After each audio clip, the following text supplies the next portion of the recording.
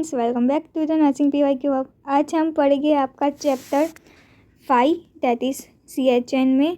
तो उसमें हम कॉमन चाइल्डहुड डिजीज़ देखेंगे, उसमें हम रेस्पिरेटरी और एंडोक्राइन सिस्टम देखेंगे। ओके, उसमें पैथोलॉजी, मैनेजमेंट क्या देखेंगे, पहले न्यूमोनिया और फिर एक्यूट रेस्पिरेटरी में। लोअर में रेस्पिरेशन, लोअर रेस्पिरेटरी में इन्फ्लामेशन होता है, उसको न्यूमोनिया बोलते हैं।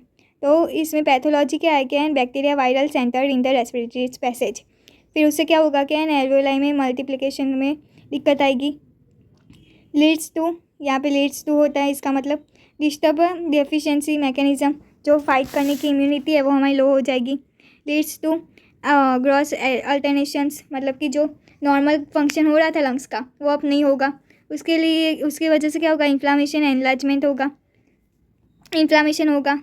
ग्रे और रेड है हिपेटाइजेशन होगा, मतलब कि वहाँ पे कलर इन्फ्लामेशन होता है तो रेड या ग्रे कलर हो जाता है। क्यों होता है इन्फ्लामेशन रेड और ग्रे में, क्योंकि है ना वहाँ पे जो ब्लड सप्लाई वो सब है ठीक से काम नहीं होंगे।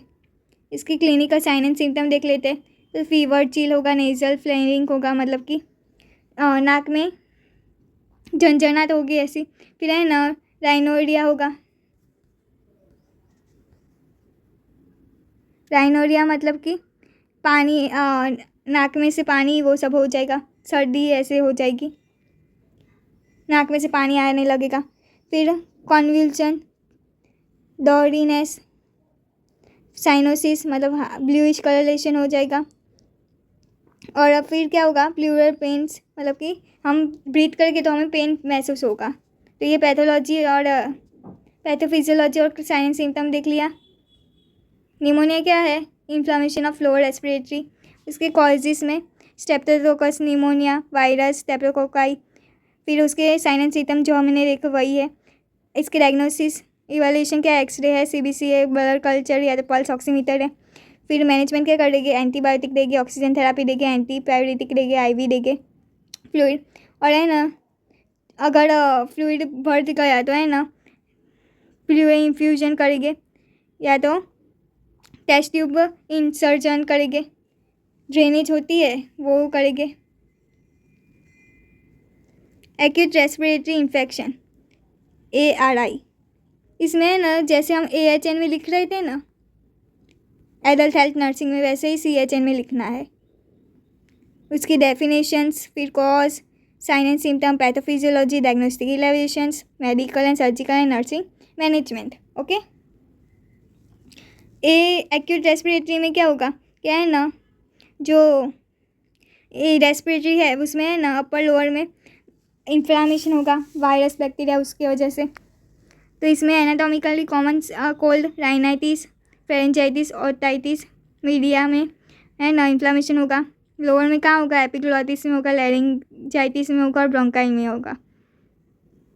इसमें सीवियर रिकमेंडेशन क्या होता है, जो इन्फेंट है वो 2 महीने से ऊपर है उसको सीवियर हो सकता है, नो निमोनिया और वेरी सीवियर निमोनिया, ताकि एक तो नहीं होगा या तो है ना बहुत सीवियर होगा। और है ना चिल्ड्रन 2 मंथ में और 2 5 ईयर में क्या होगा, क्या सीवियर निमोनिया होगा और वेरी सीवियर निमोनिया होगा। ओके, सीवियरिटी हमने देख ली। इसमें हम नर्सिंग मैनेजमेंट क्या कर सकते हैं कि इमीडिएट केयर प्रोवाइड कर देंगे हम। फिर वो एंजाइटी है वो लो करेंगे, ब्लड गैस मॉनिटर करेंगे, जैसे CO2 है, PO2 है, partial pressure of CO2 and PO2 देखेंगे। इंक्यूबेशंस इक्विपमेंट्स इसमें का जैसे ET ट्यूब है, फिर राइल्स ट्यूब है, वो सब है ना हम इंसर्ट करेंगे ताकि उसको आराम कंफर्ट मिले, उसकी ब्रीथिंग रेट अच्छी होए। अपर रेस्पिरेटरी में क्रॉप टॉन्सिलाइटिस देख लेंगे, मैनेजमेंट देखेंगे।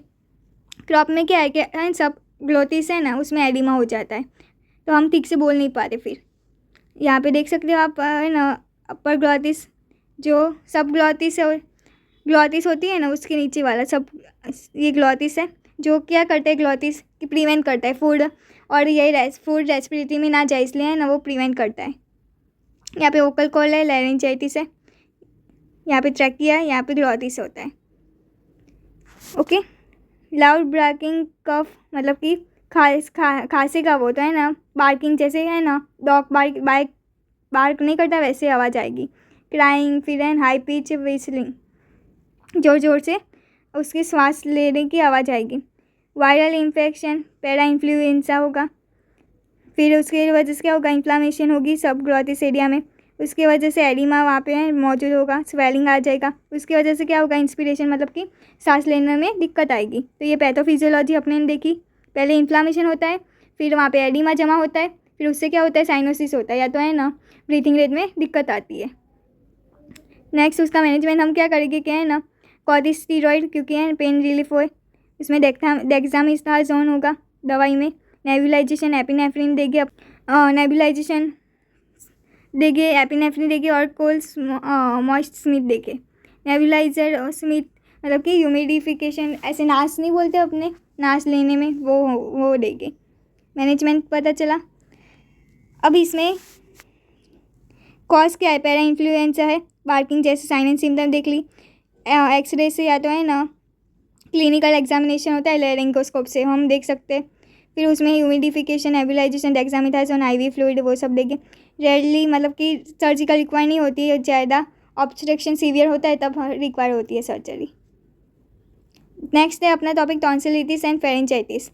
क्या होता है, पीछे है ना लाइटिस हो तो इन्फ्लामेशन होगा, आइटिस, आइटिस मतलब इन्फ्लामेशन।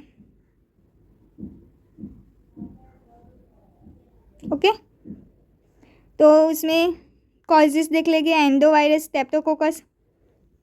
क्या करना है मैनेजमेंट, वार्म सलाइन गार्गल देना है। फिर है ना डाइट में एक्यूट स्टेट डाइट देना है, मतलब लिक्विड जैसा देना है, कड़क चीज़ नहीं देनी। फिर फ्लूइड इंटेक करना है 2 to 3 litres water. Avoid activity risking abdominal walls if a spleen is enlarge, मतलब कि इन्फेक्शन स्प्लीन अगर ठीक से काम नहीं करा हो तो है ना अपने को मतलब कि बहुत कॉन्स्टिपेशन वाला खाना नहीं खाना चाहिए, फैटी फूड नहीं खाना चाहिए, सिंपल खाना चाहिए। Okay, next positioning, prone with the head turns to a side, facilitate drainage, मतलब कि है ना ऐसे पोजीशन में होना चाहिए ताकि अच्छे से जो फ्लूइड होता है यहाँ पे रेस्पिरेटरी में टेस्ट ट्यूब वहाँ से इंसल्ट करके ड्रेनेज आता है तो वो फ्लूइड आराम से निकल जाए। फिर अप्लाई आइस कॉलर, नेक में है ना आइस कॉलर नेक देते हैं ऐसे। सेकंड क्या है, patient avoids brushing teeths, gargling, मतलब कि ब्लीडिंग होने के चांसेस है तो है ना बहुत स्पाइसी वो सब खाना नहीं चाहिए। ये सारी मैनेजमेंट दी है फेरेंजाइटिस तो है ना टॉन्सिलिटिस के। आगे हम आराम से पढ़ेंगे, ओवरऑल ये दिया है। कंटिन्यूस ऑब्जर्वेशंस फॉर ब्लीडिंग्स, मतलब कोई भी ब्लीड नहीं हुआ है कि हुआ है वो हम चेक करेंगे। टॉन्सिलिटिस में क्या है कॉजेज, वायरल इन्फेक्शन है, स्ट्रेप्टोकोकस है। फिर दूसरा क्या है, सोर्स थ्रोट है, फीवर है, साइन एंड सिम्टम। फिर है ना इसमें सीवीसी, थ्रोट स्वेब वो सब एग्जामिनेशन करेंगे। क्या प्रोवाइड करके एंटीबायोटिक्स, एंटीपायरेटिक फीवर में, वार्म सलाइन गार्गल और एक्यूट फ्लूइड हम मेंटेन करेंगे। टॉन्सिलेक्टॉमी, टॉमी मतलब रिमूव, अगर ज़्यादा हो गया है तो रिमूव करना पड़ेगा टॉन्सिल। एक्यूट फेरेंजाइटिस में क्या होगा, वायरल होगा कॉज। फिर दूसरा क्या होगा उससे sign and symptom, running nose, sneezing, fever वो सब कॉमन है। डायग्नोस्टिक इवैल्यूएशन, क्लिनिकल एग्जामिनेशन होगा। फिर लेबोरेटरी टेस्ट अगर बहुत सीवियर हो तो, और इसमें rest, fluid maintenance, paracetamol for fever, saline, nasal को ड्रॉप्स। ओके, सर्जरी इसमें रिक्वायर नहीं होती। नेक्स्ट है क्रॉनिक रेस्पिरेटरी कंडीशन। क्रॉनिक मतलब लॉन्ग टर्म, कौन कौन से होते हैं लॉन्ग टर्म में, अस्थमा होता है, COPD होता है। ओके, हाइपर रिस्पॉन्सिव एयरवे होता है, ब्रोंकियल अस्थमा। तो उसे है ना पैथोलॉजी देखेगी कि है ना जो हाइपर एलर्जेंस होते हैं, एलर्जेंस मतलब जो एलर्जी फैलाते हैं वो अपने ब्रोंकाइल ट्री में मतलब कि रेस्पिरेटरी ट्रैक में चले जाएगी, लोअर रेस्पिरेटरी ट्रैक में। तो उससे क्या होगा, क्या है ना अपना बॉडी हिस्टामाइन रिलीज करेगा, बैक्टीरिया से फाइट होगी, उससे भी क्या होगा कि इन्फ्लामेशन होगा ब्रोंकियल मसल्स में। तो उसमें जो इन्फ्लामेशन होगी तो सूज जाएगा वो, यहाँ पे पाइप जो होती है अपनी ब्रोंकियल की वो सूज जाएगी, तो है ना उससे क्या होगा एयरवे में दिक्कत आएगी, म्यूकस बिल्ड हो जाएगा। Clinical sign dyspnoea, shortness of breath, wheezings, decrease oxygen blood में कम होगा। COPD, ब्रोंकेटाइटिस वर्सेस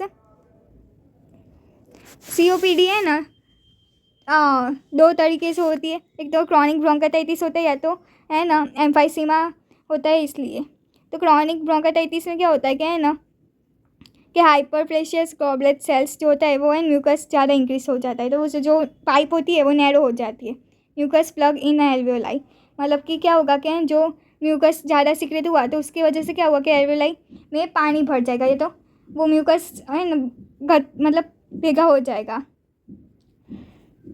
तो उससे क्या होगा, क्या है ना एल्वियोलाई में ऑक्सीजन में दिक्कत आएगी ट्रांसपोर्टेशन में।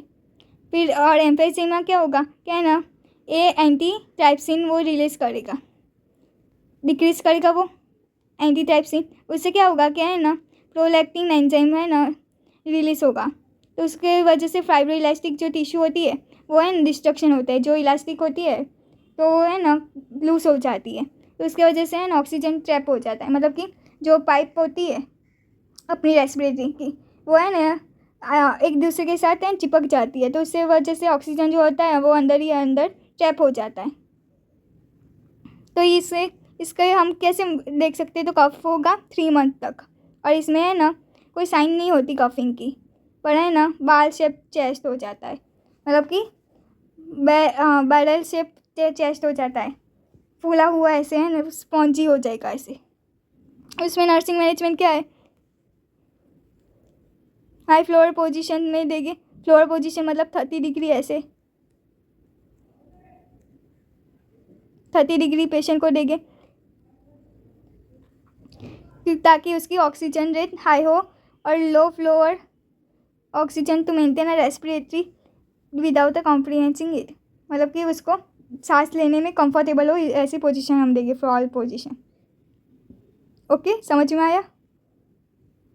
ब्रोंकाइटिस देख लेते हैं, जैसे एयर पॉल्यूशन वो सबसे होता है ब्रोंकाइटिस। वायरल इन्फेक्शन से भी होगा, साइन सिम्टम्स स्पूटम होगा, फीवर होगा, स्नीजिंग होगा। फिर डायग्नोसिस DE में CBC, ब्लड टेस्ट होगा, एक्सरे होगा, क्लिनिकल एग्जामिनेशन होगा। फिर यहाँ पे फ्लूइड एंटीपायरेटिक, फिर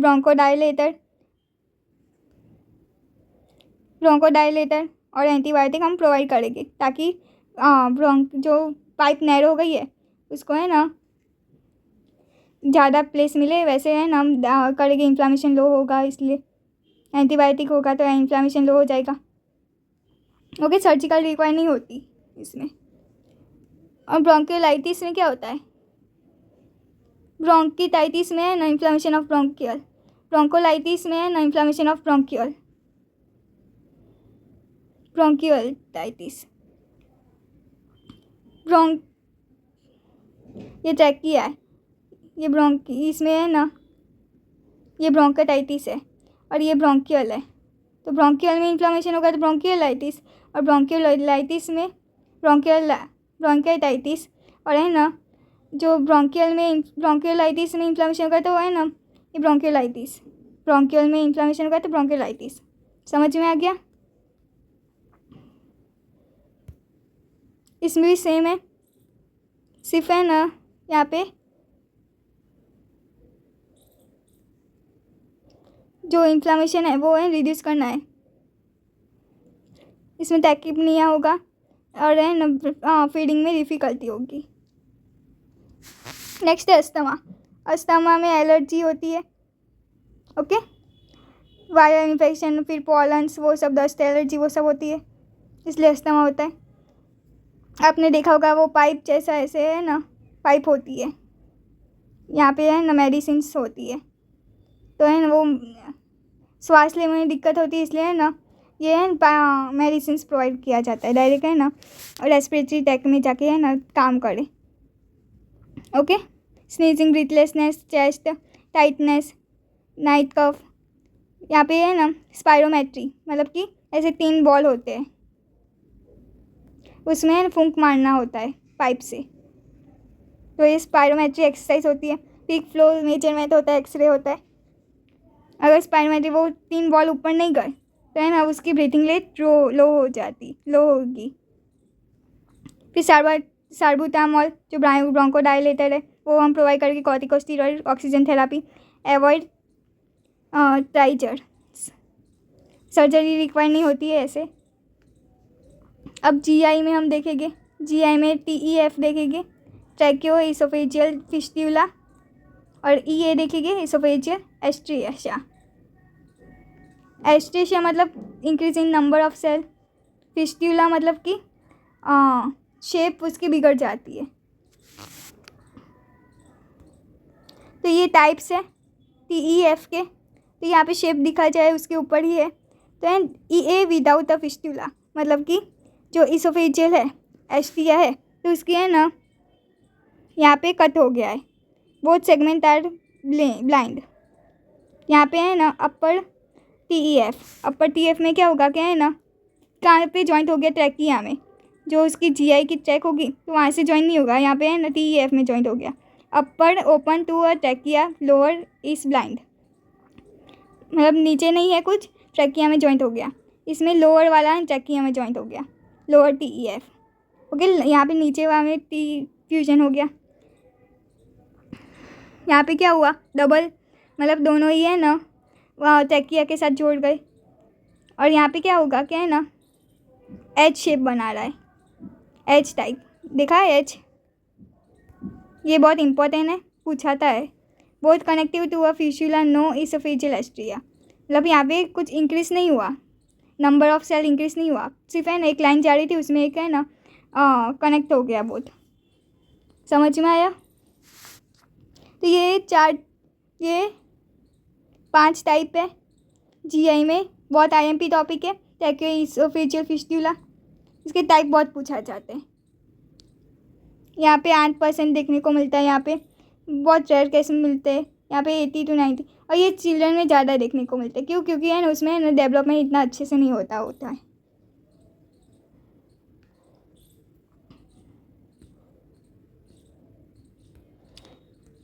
तो नर्सिंग में क्या होता है, इमीडिएट मैनेजमेंट होता है।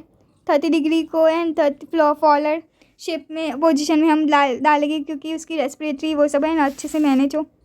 नेसोगैस्ट्रिक ट्यूब डालेंगे, इंसर्ट करेंगे सक्शन के लिए, कि जो भी खाना वो रेस्पिरेटरी टेक्निक है वो सब सक्शन करेंगे।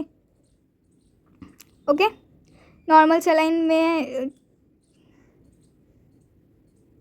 जो पाउच है प्रोवाइड किया है वो नॉर्मल सलाइन में डालेंगे, ताकि उसमें ठीक म्यूकस ब्लॉकेज ना हो। नेक्स्ट क्या है, प्री ऑपरेटिव मतलब कि ऑपरेशन हो गया उसके बाद उसके पहले हम क्या करेंगे, तो है ना उसमें हम पहले जो हाई रिस्क है वो हम देखेंगे, एक्सपिरेशन करेंगे, जो अंदर का फ्लूइड है वो हम एक्सपिरेट करेंगे। फिर है ना फ्लूइड वॉल्यूम जो होगा वो मेंटेन करेंगे। फिर जो पेरेंट्स है उनको इंफॉर्मेशन प्रोवाइड करेंगे कि कैसे सर्जरी होगी, कैसे होगा। पोस्ट में क्या होगा, सेम हेल्थ एजुकेशन देंगे। Ineffective airway clearance, impaired tissue integrative मतलब कि जो सर्जरी की है तो उसमें एयरवे में अभी तक दिक्कत है कि नहीं है वो हम देखेंगे। फिर क्या देखेंगे सर्जिकल पार्ट में, कि उसमें वो वुंड हीलिंग हुआ है कि नहीं हुआ है। फिर गैस्ट्रोटॉमी फर्स्ट, जहाँ पे अपने ने जो मार्क जो कट किया है वो, जैसे ये वाला पार्ट अपने ने कट किया है, ये वाला पार्ट अपने ने कट किया है तो वहाँ पे कुछ इन्फेक्शन वैसे फैला है कि नहीं फैला, वो सब हम एग्जामिन करेंगे। फिर क्रॉनिक 1 ईयर लेटर वहाँ पे है ना कुछ कॉलोनिक ट्रांसप्लांट और है ना एनास्टोमोसिस मतलब कि जो भी है ना जहाँ पे कट लगा है वहाँ पे है लीकेज, या तो कुछ ऐसा नहीं हुआ है ना, या तो कहीं और जुड़ गया है वैसे, या तो दिक्कत आ रही है खाने में, वो सब नहीं हुआ है ना वो हम देखेंगे। इसमें क्या होता है, कॉमनली बर्थ डिफेक्ट ही होता है, कॉमनली छोटे बच्चों में होता है ज़्यादातर। नेक्स्ट क्या होता है, एक्सेसिव सलाइवेशन से होता है, चॉकिंग होगा, खाना बाहर आ जाएगा, साइनोसिस होगा क्योंकि फीडिंग नहीं होता है। फिर रेस्पिरेटरी डिस्ट्रेस होगा। ओके, यहाँ पे DE क्या होगा, inability to pass a gastric fluid tube मतलब कि जो अपने राइस ट्यूब डालते हैं वो एंड ठीक से पूरे अंदर है ना स्टमक के अंदर नहीं जाएगी। एक्सरे फिर स्टडी करेंगे उसके ऊपर, ब्रोंकोस्कोपी करेंगे, एंडोस्कोपी होता है वैसे ब्रोंकोस्कोपी होता है वो करेंगे, मतलब कैमरा अंदर डालेंगे। Scope keep baby NPO nothing bye mouth, मतलब कि है ना ऑपरेशन से पहले अपने है ना बेबी को है ना कुछ भी खाना पीना नहीं देंगे, और जो अंदर म्यूकस वो सब जमा हुआ है वो भी हम एक्सपीरेट कर देंगे, सक्शन कर देंगे, लो ऑक्सीजन थेरापी करेंगे, IV फ्लूइड करेंगे, एंटीबायोटिक देंगे। सर्जरी में ये लेगेशंस ऑफ द फिस्टुला, मतलब कि जो ज़्यादा हुआ है वो कट कर देंगे। एनास्टोमोसिस, मतलब कि जो एसोफेजियल है वो है ना उसको है ना पहले जैसा बना देंगे। गैस्ट्रोटॉमी, जो भी एक्स्ट्रा पार्ट था नीचे से ऐसे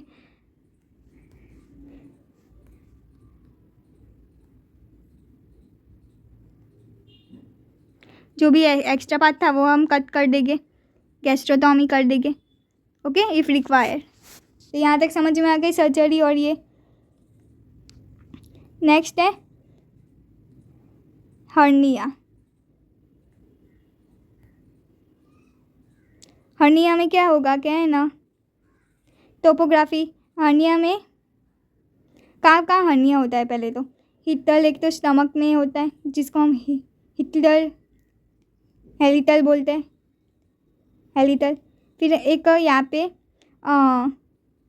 intestine pushes through a surgical scars weaken tissue, जो होता है ना यहाँ पे इंटेस्टाइन होते हैं, वो वीकन टिश्यू जहाँ होते हैं ना वो बाहर आ जाती है, मतलब या तो वीक टिश्यू या तो मसल्स होते हैं वो है बाहर आती है। तो यहाँ पे है ना ऐसे दिखता है, ये अभी ऑपरेशन हुआ है ऐसे है ना, ऐसे करके वो बाहर दिखता है, तो उसे क्या बोलते हैं, इंसिशनल हर्निया। हर्निया मतलब कि जो वीक टिश्यू होता है वो सब है ना बल्जिंग आउट है ना, बॉडी से बल्जिंग आउट है ना दिखाएगा। एक अम्बिलिकल हर्निया होगा ऐसे देखो। फिर है ना इंग्यूनियल हर्निया, पेरिनोटियम बाउल इंग्यूलिनल वॉल में होगा। फिर फीमोरल हर्निया जो है पैर में होता है, फीमोरल आर्टरीज में। ओके,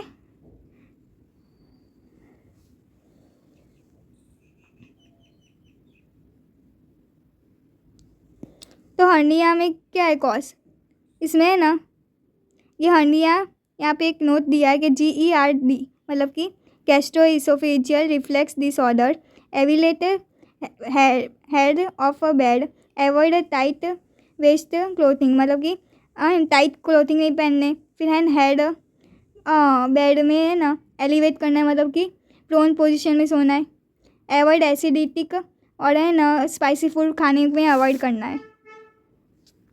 ये नर्सिंग मैनेजमेंट है हर्निया का और इसका GERD का। ओके, तो हर्निया में क्या करेंगे अपने, पहले तो कॉज क्या है, क्या कॉन्जेनिटल डिफेक्ट है, फिर साइनोसिस होता है उसकी वजह से, बर्थ में सीवियर रेस्पिरेटरी डिस्ट्रेस होगा, एब्डोमिनल होगा, बेल शेप चेस्ट हो जाएगा, एक्सरे हो गए पैरें, प्रीनेटल्स अल्ट्रासाउंड ABG करेंगे। ओके, यहाँ पे है ना इको करेंगे। मैनेजमेंट क्या करेगा, oxygen therapy, IV fluid, ventilation provide करेंगे, नेजल गैस्ट्रो ट्यूब डालेंगे, राइस ट्यूब। सर्जरी में रिपेयर करेंगे डायफ्राग्मेटिक डिफेक्ट, मतलब जो होगा वो बल्जिंग वाला वो है कट करके और सीधा हम स्यूचर कर देंगे। तो ये सारी टाइप्स और कैसे कॉमन कॉज है वो सब देख लिया हर्निया का, समझ में आ गया। एक रेस्पिरेटरी वाला हर्निया है, एक अम्बिलिकल वाला हर्निया है, इंक्यूनियल हर्निया, फीमोरल हर्निया है, इंसिजनल हर्निया, हिटलर हर्निया है, हिटल। नेक्स्ट है endocrine metabolic disorder. Metabolic disorder में एक ही डिसऑर्डर है डायबिटीज़ मेलाइटस, ओबेसिटी भी है। डायबिटीज़ मेलाइटस में दो है, एक इंसुलिन डिपेंडेंट और non insulin dependent. Insulin dependent में हम जुवेनाइल बोलते हैं, जो हम देखने वाले।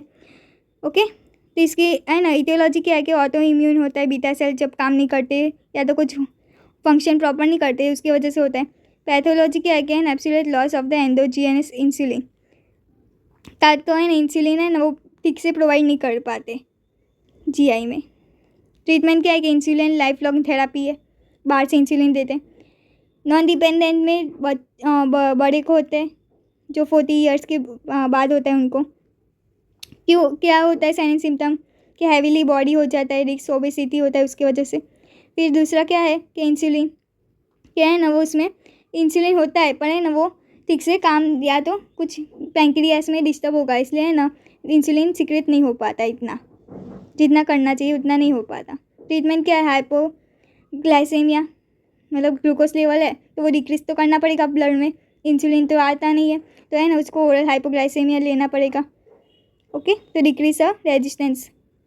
यहाँ तक समझ में आ गया, 2 टाइप।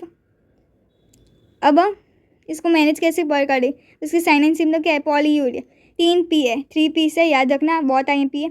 पॉलीयूरिया मतलब कि एक्सेसिव यूरिनेशन, फिर पॉलीडिप्सिया मतलब कि एक्सेसिव थ्रस्ट, और पॉलीफेजिया मतलब एक्सेसिव एपेटाइट मतलब भूख ज़्यादा लगती है, फिर प्यास ज़्यादा लगती है, और वॉशरूम भी ज़्यादा हो जाता है। यहाँ तक समझ में आया, urination, polyuria, polydipsia, polyphagia, 3 sign and symptom of diabetes mellitus, very important. अब यहाँ पे क्या लिखा है कि वेट लॉस होगा टाइप 1 में जो होगा वो, और वेट गेन होगा टाइप 2 में जो होगा वो। ओके, यहाँ तक समझ में आ गया। न्यूट्रिशनल मेंटेन करना है, हाइपोग्लाइसेमिया ट्रीटमेंट, फ्रूट जूस पीना है, फिर हार्ड कैंडीज, फिर है ना स्मॉल क्रैब, वो सब है ना अवॉइड करना है। Amount of symptoms, sweatings, lethargy, confusion, वो सब है सिम्टम है हाइपोग्लाइसेमिया का।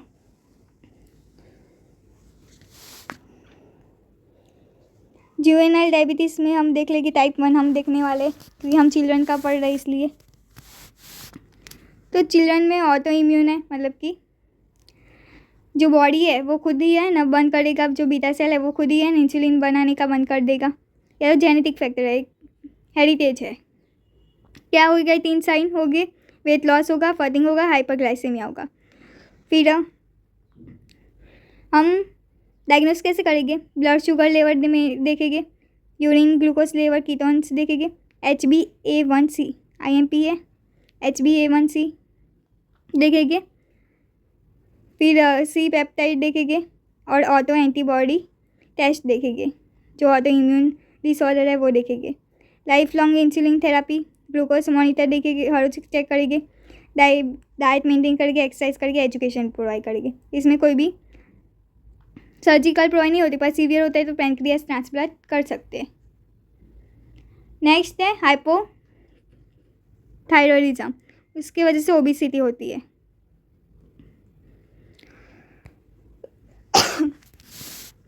ओबेसिटी क्यों होती है, ओबेसिटी के अंदर हम पढ़ने वाले हाइपोथायरॉयडिज्म, एक तो एंडोजीनियस और एक्सोजीनियस होते हैं। तो एंडोजीनियस में ये कॉजेज है, तो जेनेटिक, फिर एंडोक्रीनियल, या तो है ना हाइपोथैलेमिक जो हार्मोन है वो डिस्टर्ब होते हैं, और एक्सोजीनियस मतलब GI वाला,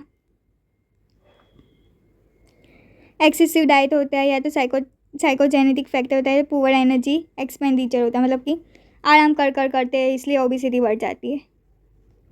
मैनेजमेंट क्या करना है, डाइटरी मैनेज करना है, एक्सरसाइज करना है, फार्माकोस्यूटिकल मतलब ड्रग्स लेनी है, और सर्जिकल करना है। इसमें हम हाइपोथायरॉयडिज्म आपका टॉपिक है तो वो हम देखने वाले, congenital absence of the thyroid gland, ये है ना थायराइड ग्लैंड में थायराइड हार्मोन होते हैं T3 T4, वो प्रोवाइड नहीं होगा, उसकी वजह से ऑटो इम्यून दूसरी क्या होता है, ऑटो इम्यून डिसऑर्डर होता है जो भी, उसके वजह से है हाइपोथायरॉयडिज्म होता है। आयोडीन डेफिशिएंसी होती है, उसकी वजह से भी है हाइपोथायरॉयडिज्म होता है। साइन एंड सिम्टम क्या होगा, poor feeling, constipation, lethargic, dry skins, delay growth, large tongue, puffy face हो जाएगा। इसमें क्या देखेगी, T3 T4 का लेवल देखेगी, रिपोर्ट कराएगी, TC थायराइड स्टिमुलेटिंग हार्मोन देखेगी, फिर न्यूबॉर्न स्क्रीनिंग देखेगी। मेडिकल में क्या देखेगी, लाइफ लॉन्ग लिवोथायरोक्सिन थेरापी देंगे, थायरोक्सिन थेरापी देंगे, फिर रेगुलर थायराइड फंक्शन जो होगा वो हम टेस्ट करेंगे, TF thyroid function test TFT, वो हम मॉनिटर करेंगे। सर्जिकल नहीं रिक्वायर होती है, अगर एबनॉर्मल होगा तो थायराइड को रिमूव कराया जाएगा सीवियर कंडीशन में। ओके, तो यहाँ तक आपने देखा रेस्पिरेटरी जीआई में और मेटाबॉलिक एंडोक्राइन सिस्टम देखी। अब तक chapter number 6 PDF description box में मिल जाएगी। नोट्स टेलीग्राम चैनल में अवेलेबल है, दोनों ही टेलीग्राम चैनल में अवेलेबल है। Thank you for watching, all the best.